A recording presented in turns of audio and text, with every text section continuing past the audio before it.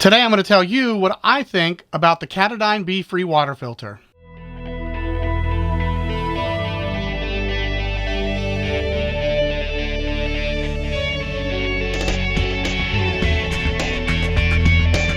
What's up, backpackers? I'm Dan and welcome to Backpacking Adventures, where we talk about backpacking, hiking, and gear. If you're new to this channel and those interest you, consider subscribing, but make sure you hit that bell notification so you don't miss a thing. Today I'm going to talk about the Katadyn BeFree water filter. I've used this water filter for about 2 years and have roughly 500 miles on it. But before I tell you what I think, let's get into the specs. The Katadyn BeFree is a 0.1 micron hollow fiber filter. It filters 99.9999% of harmful bacteria and 99.99% of protozoa. The water bladder also comes in 3 sizes, a 0.6 liter, a 1 liter, and a 3 liter. The weight for just the cartridge is 1.2 ounces according to my scale. With the 0.6 liter bag, the weight of this is 1.6 ounces. With the 1 liter bag, it's 1.8 ounces. And with a 3 liter bag, it's 3.6 ounces. It's advertised to filter 1,000 liters or 260 gallons in its lifetime. With this filter, you can either fill it up and then filter it into another bottle, or you can just drink from it.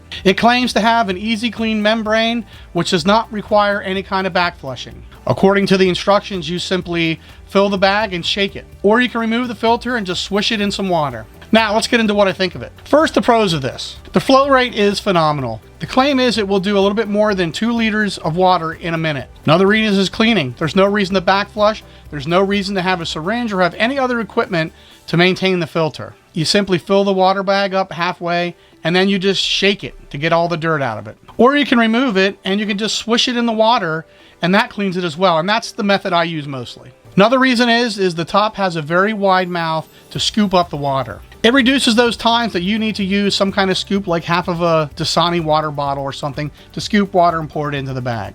It's also an all-in-one unit. When it's attached to the bag, you just crush it down and throw it in your pack. Takes up very little room. It's also very light. My Sawyer squeeze setup is about 6 ounces. This with the 1 liter bag only comes in at 1.8 ounces. You can also use this as a gravity filter, but it's better if you have the 3 liter bag because there are connection points that you can use to hang it from a tree. Now for the cons. It only filters about 1,000 liters or 260 gallons of water. The Sawyer squeeze, on the other hand, claims to filter 379,000 liters, which is 100,000 gallons, which then makes the cost an issue. The cost in my mind is a little expensive for the amount of water it will filter.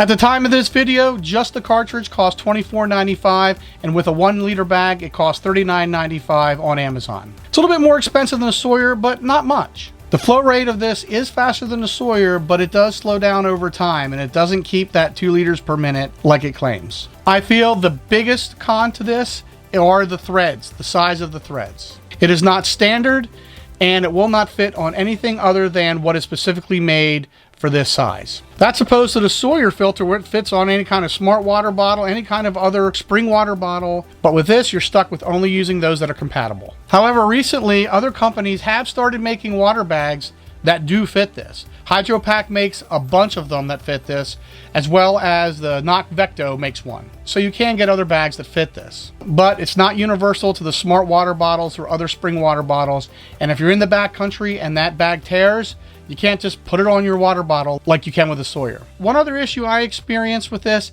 is that when I would squeeze the bag hard to filter water, little pinholes would be in the bag. Now, again, that was only when I really squeezed the bag and it didn't do anything to contaminate my water. So I'm not sure if that's just because of the makeup of the bag or because there actually is a pinhole in it. But with normal usage, it doesn't leak. Also, when I was on a 4-day trip, by the 4th day, for whatever reason, the filter really slowed down to a crawl. I did some research on it, and you have to let it soak to get some of that dirt out. The more dirty the water, the easier this will clog. So if you get this, make sure you clean it regularly. In some of my most recent trip videos, I have been using the Sawyer squeeze, but I think I'm going to switch back to this. I'm going to give it one more try because I really, really like it. What are my overall thoughts? Overall, I feel this filter is great. Yes, it's a little expensive compared to other filters, but for what it is, it's just great. I like it because it's easy to use, it's easy to clean, and it's simple.